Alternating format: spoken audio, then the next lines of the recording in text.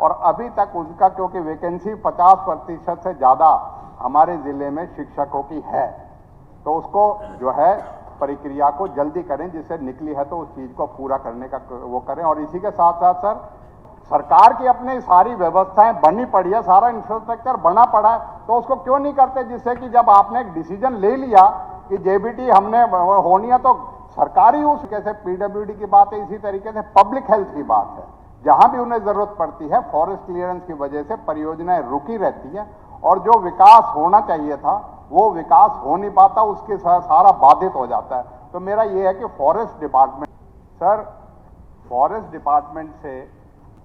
चाहे वो हमारे पीडब्ल्यूडी की परियोजना हो चाहे पब्लिक हेल्थ की परियोजना हो, मेरे यहाँ का नूह का बाईपास है,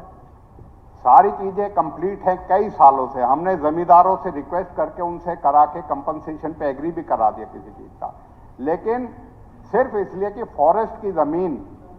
जो देनी पड़ेगी उनके लिए, इसलिए वो फिर से रुका पड़ा। सर ये फॉरेस्ट क्लियरेंस जो है, और मैं तो अपने हल्के की बात कर रहा हूं, इसी तरीके से पीडब्ल्यूडी की बात है, इसी तरीके से पब्लिक हेल्थ की बात है, जहां भी उन्हें जरूरत पड़ती है फॉरेस्ट क्लियरेंस की वजह से परियोजनाएं रुकी रहती है और जो विकास होना चाहिए था वो विकास हो नहीं पाता, उसके सारा बाधित हो जाता है। तो मेरा ये है कि फॉरेस्ट डिपार्टमेंट भी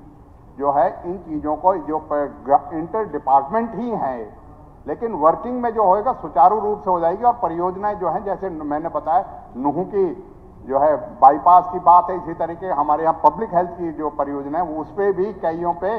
फॉरेस्ट की वो रुकी पड़ी है। पीने के पानी के लिए लोग इंतजार नहीं कर सकते जी, फॉरेस्ट की क्लियरेंस एक एक साल, हमारे मालब और आकेड़ा दो बड़े गांव, उनकी फॉरेस्ट क्लियरेंस के मिले तो उनके लिए पानी का सारा काम हुआ पड़ा। सर इसी के साथ साथ मैं डिमांड नंबर 12 पे कहूंगा, 28 सितंबर 2024 को 1456 पोस्टों के लिए 35,000 बच्चों ने एग्जाम दिया था जेबीटी के लिए। 12 साल बाद तो जेबीटी की पोस्टें निकली थी और अभी तक उसका क्योंकि वैकेंसी 50% से ज्यादा हमारे जिले में शिक्षकों की है, तो उसको जो है प्रक्रिया को जल्दी करें, जिससे निकली है तो उस चीज को पूरा करने का वो करें। और इसी के साथ साथ सर, सरकार ने